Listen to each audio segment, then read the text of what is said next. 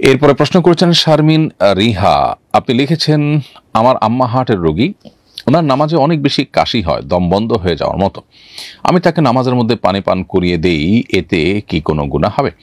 বোন শারমিন রিহা, আপনার এই প্রশ্ন উত্তর হলো যে আপনার মায়ের কাশির কারণে দম বন্ধ হয়ে যাওয়ার উপক্রম হয়, নামাজের মধ্যে যেরকম পরিস্থিতি হয়, তাহলে নামাজ ছেড়ে দিয়ে তিনি আবার পুনরায় নামাজ পড়বেন।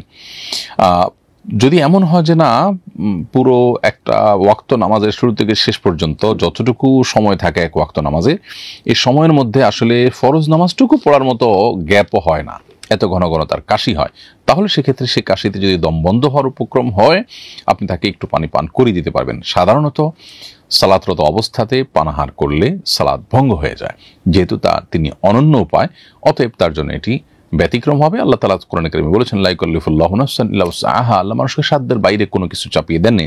সালাত কোন অবস্থাতে মাফ নয়, মওকুফ নয়, যতক্ষণ পর্যন্ত সুস্থ আছেন এবং সজ্ঞানে আছেন। সুস্থ আছেন বলতে সজ্ঞানে আছেন, অতএব তার সালাত তাকে আদায় করতেই হবে, এবং অন্য উপায় হলে একটু পানি তাকে আপনি পান করিয়ে দিতে পারবেন।